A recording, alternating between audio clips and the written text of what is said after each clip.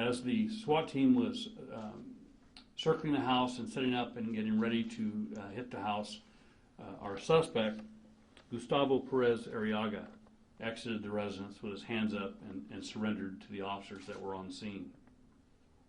So throughout this investigation, we believe that several people helped this suspect get to Kern County. So far, we have arrested Bernabe Madrigal Castaneda, Hispanic male 59, Erasmo Villegas, Hispanic male 36, and Maria Luisa Marino, Hispanic female 57, all from Bakersfield, for aiding and abetting this suspect and helping him trying to elude capture. We believe that more arrests may come. In my conversation with Stanislaus Sheriff this morning, I assured him no stone will be unturned for anyone that we have information on that helped this suspect try and elude capture. We will go after them. So with that, if you have any questions, this suspect is in custody, and I can tell you this, that Officer Singh's handcuffs were brought down, and they're on that guy for his trip home. So if you have questions, be happy to answer.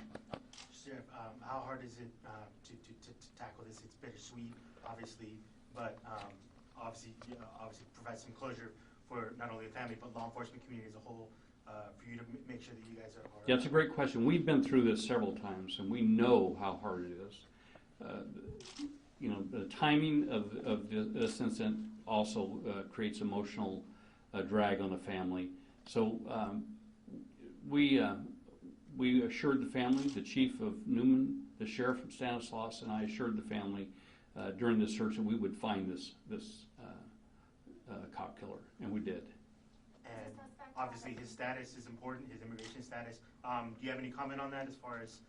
Well, I can tell you this, the immigration status to me is not what was most important in this case. This is someone that we believe engaged a police officer with a firearm and took his life.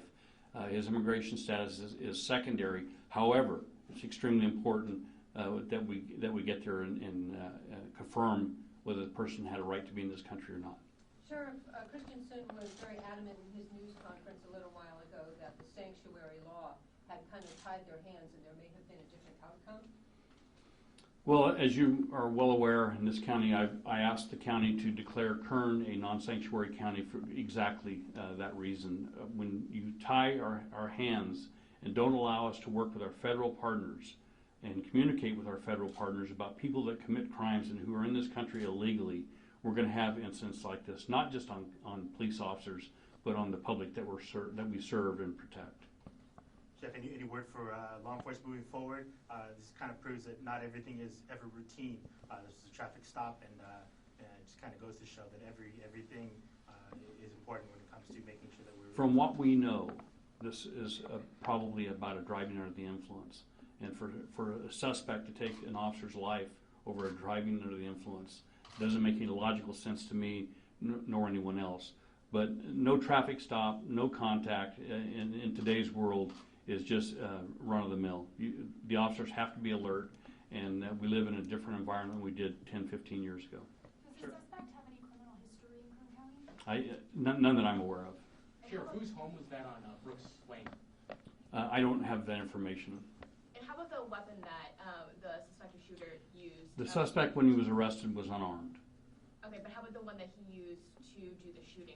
That would be Stanislaus Sheriff that would have to give you that information. Okay, so I don't know whether he obtained it legally or not. I don't know that. Okay. Do you have any more specific details about the other people who helped transport the suspect down here? What means they used, how that transpired? No, I don't. I do know that anyone that used a vehicle or allowed him in a vehicle or gave him sanctuary in a house, any of those people are subject to arrest, and we're committed to making those arrests if we can prove that someone helped him.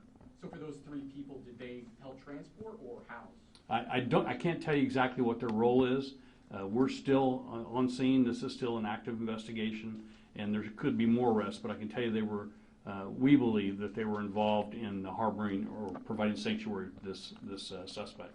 Could you reiterate their names and ages, please, those three people?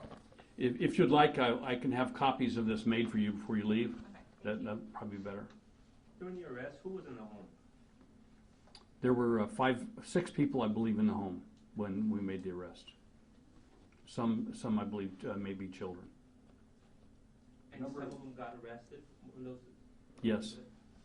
A number of your units were seen going north on 99 with lights on. Has he left the county on his way north?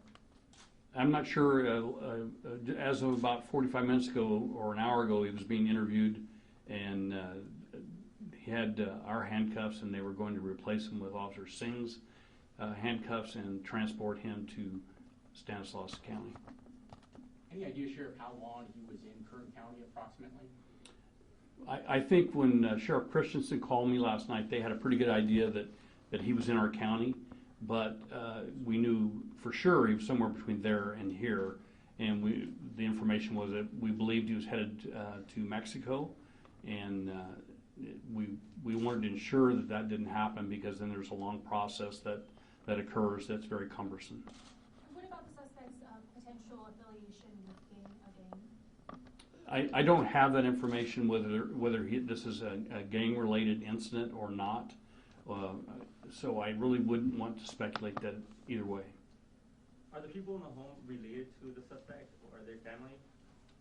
They're related in the sense that they know each other. I don't know about the personal relationship. Like I said, we're still early on in this investigation and completing this. This information was just handed to me just a few minutes ago, so that we could get it out to you as quickly as we could, and to be as accurate as we could. So how many people got arrested in that home? I'm sorry. In that home, the suspect and who else? Do we have? Three other people were arrested. But were they in the home? Who were at that home, yes. Okay. And those are the 3 that you mentioned? Yes. Anybody else? You know, the last thing I will say to you is that when you use a firearm against a police officer, you can run, but you can't hide. This really proves the relationship that we have, not only in this county and with my partners that are standing behind me, but throughout the state, that we're committed to providing public safety. And when you attack someone who's doing an honorable profession, no stone goes unturned. Sorry, one more question. The arrest photo that's out there, that is the arrest photo?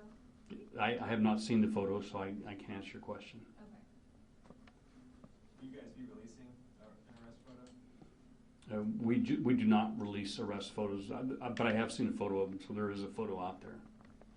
But you can't confirm if that is the official arrest photo? No, I cannot. Any other questions? Thank you all for coming.